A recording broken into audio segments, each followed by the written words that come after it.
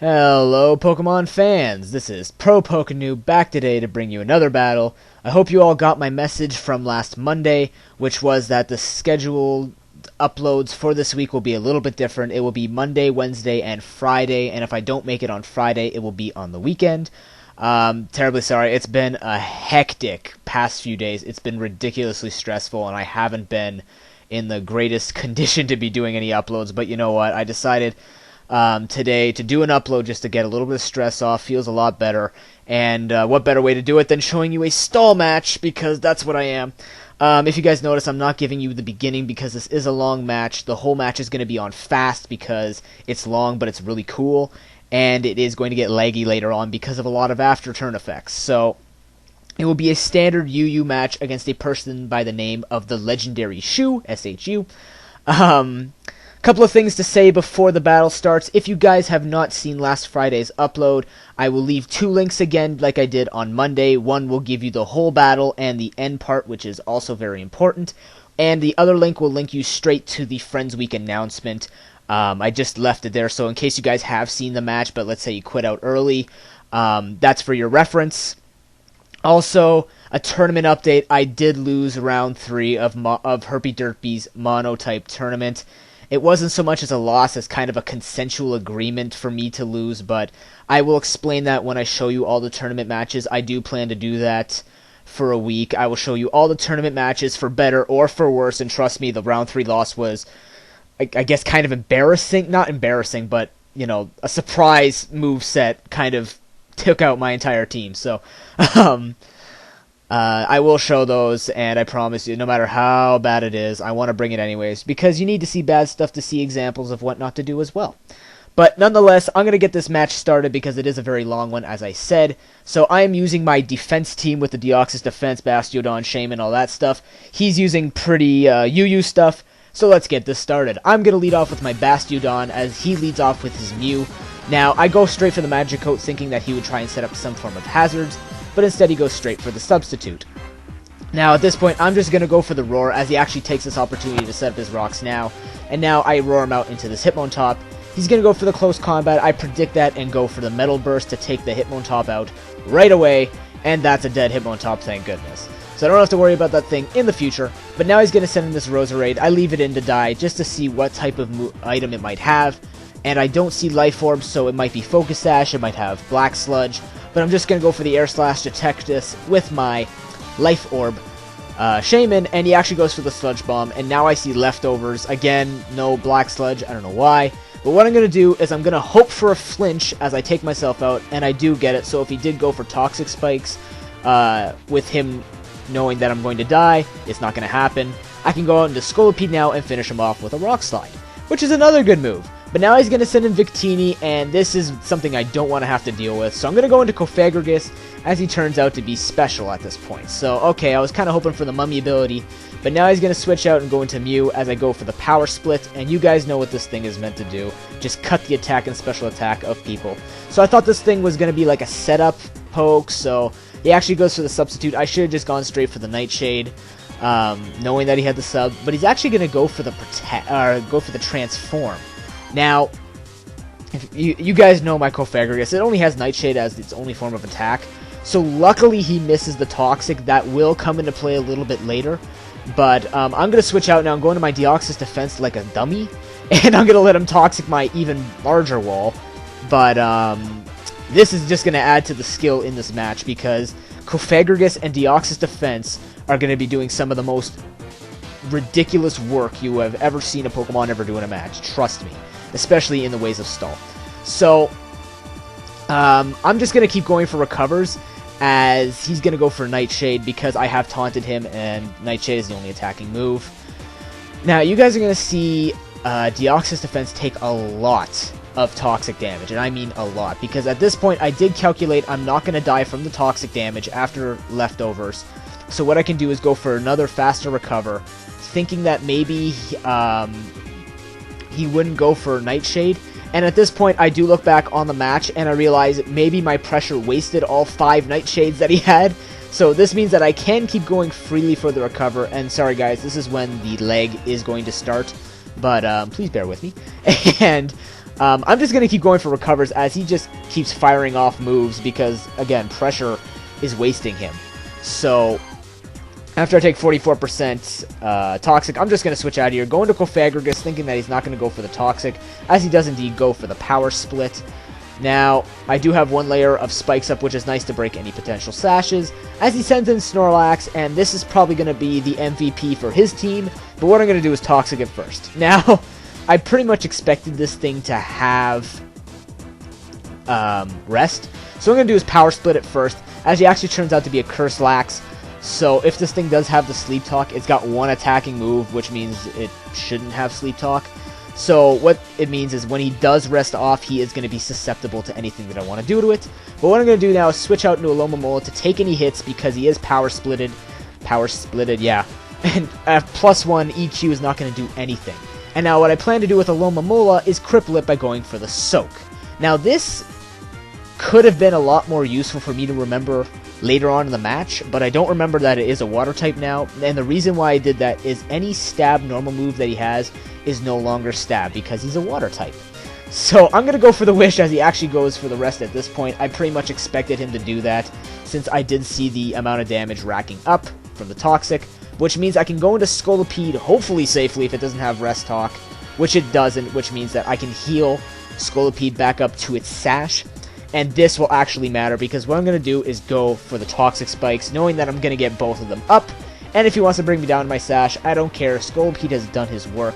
He's going to go for the +2 Power Split EQ, which is only going to do half to a Scolipede, and Scolipede isn't the most defensive. So that's how badly this Snorlax has been crippled. So he's going to go for the Earthquake again.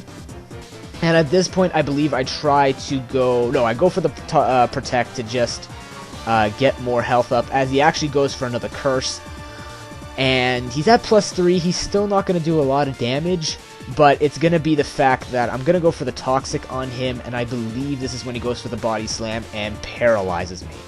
So at this point, this is a paralyzed wall. It's better than Toxic, but you know what, I'm just going to go for Last Wish as I let him hopefully take me out. He does go for the EQ, which is absolutely okay because now what this means is since the Wish is floating, I can go into Deoxys Defense, go for the safe Recover, in case he got a crit while I'm waiting for my Wish to come in.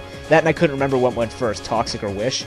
So he is going to go for the Body Slam, and I'm going to be brought up to pretty much full, and after Toxic damage, I will be in a safe position again.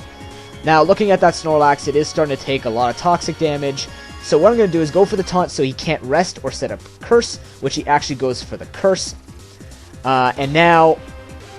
what this means is I'm actually going to start going for Spikes, I believe. Yes, I go for Spikes, because now I'm thinking if he... unless he wants a Snorlax to die, which I don't think he wants it to die because it's one of his largest hitting pokes on his team, he's going to have to switch out, and I want it to get hurt as much as possible when it comes back in. So he actually is going to switch out, go back into his Mew, and I'm just going to set up the third layer of Spikes, I believe. No, I go for the Recover first, because... sorry, guys. I am taking a considerable amount of Toxic damage yet again, but, you know, Deoxys Defense is a beast, he can take it. I know he's going to go for the sub, so I'm just going to go for the Taunt, so he can't transform into me, he can't sub again, he can't set up anything he wants to do. And it turns out that this guy actually has no attacking moves on it. And, you know, I have seen those Mews before. I do use those type of Mews, the attackless Mews, because they're just, I call them toolboxes, because Mew can be a toolbox. So what I'm going to do is quite literally recover stall this Mew, because I'm guessing he figured Mew is just going to come in and get hurt again.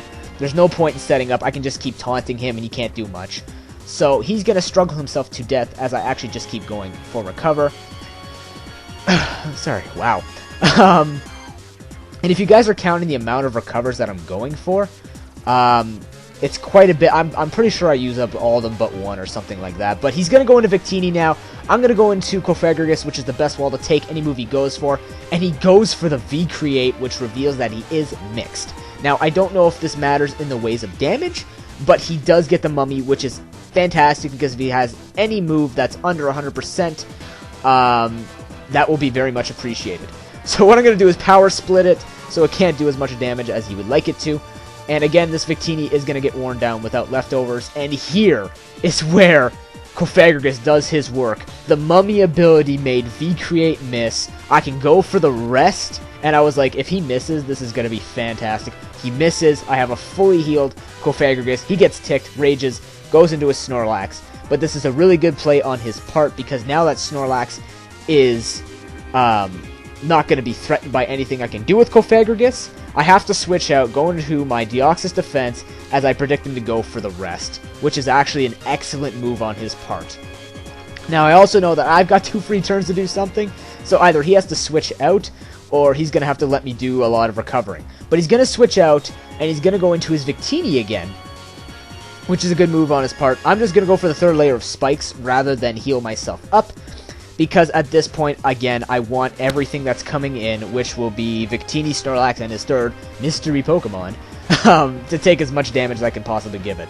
So I'm going to go into Cofagrigus to take any hit he wants to go for. Once again, he goes for V-Create, but he is going to learn his lesson this turn, and he's not going to try again, because, you know, the Mummy ability is really nice on Victini, and, you know, 95% misses happen. So he's going to go for the Psychic now, knowing that I can't do anything to him. But his Victini is going to fall to the toxic damage, which is fine, because now he can send in that mystery Pokemon, which will be the Azumarill. And, this Azumarill obviously is going to be banded, but here's where Cofagrigus does his work again. Because he touches Cofagrigus, his ability is not huge power anymore, it becomes Mummy, which means that now he is a toxic Azumarill with cut power like heck, and now it can't do anything. So what I can do is go for the recover, because I know I'm faster, and he can't go for Aqua Jet. And if you guys are watching this glitchy amount of damage, he can't do anything to me anymore. And this is what I'm talking about. Deoxys defense and Cofagrigus pulling their weight this match. I'm going to keep going for recovers, because it seems like I have an infinite number. And he's going to go for another waterfall. He's basically going to keep attacking me until he dies. And this also makes sense, because why switch out? If he switches out, he goes into Snorlax, it gets hurt, he has to switch again, Azumarill is going to get hurt again, there's no point to it. He's pretty much stuck in a corner at this point. So he's going to get another waterfall off as I just keep recovering. Now, on this turn, I probably should have gone for the Nightshade, so I didn't have to use another recover up. But at this point, all that's going in my mind is stall, stall, stall, stall, stall, stall. So, you know, it's pretty much, that's all I'm doing. I'm just stalling, and you're seeing the amount of toxic damage. I'm taking more toxic damage than I'm taking Azumarill waterfall damage. But now, here is where it comes down to me having to take out a Snorlax. Essentially, I can't win if his Snorlax is facing my Deoxys defense. I need that Scolipede in the back. And like I said, remember how I said I didn't really care if Scolipede died? Thank goodness it didn't, because watch this. The rocks are going to bring me down into Swarm range, because this was before I realized I actually forgot to switch it to Poison Point. But after this match, I decided not to. That Mega Horn wrecks Snorlax in the stomach, and he makes a terrible mistake, which is unfortunate, and goes for the Curse. Now, I'm guessing he thought maybe I couldn't do that much damage, but at this point, I was max attack, max speed, Jolly Nature, and he's a setup poke. But I am going to go for the second Mega Horn and finish off that Snorlax. So if I didn't have Scolipede, this would have been a completely different match. He could have set up curses all he wanted and could have probably stalled me out until my recovers were done and let the Toxic take me out. But that will be my match. That was an excellent game, the Legendary Shoe. Comment, rate, and subscribe, everyone. I hope you all enjoyed this battle. I will be back on Friday with another match. Hopefully, I mean, like, it's been hectic, and you guys all know the whole, like, you got that conflicting feeling, you know, do I upload or do I go to bed? Like, right now it's 1:24 a.m. and I should be sleeping, but I'm not, because, you know, I have to get this done. So, thank you all for watching, and I will see you on Friday. Until then, have a happy couple of days, have a healthy couple of days. For the love of Pete, keep your mind safe, it's all good. But until then, peace.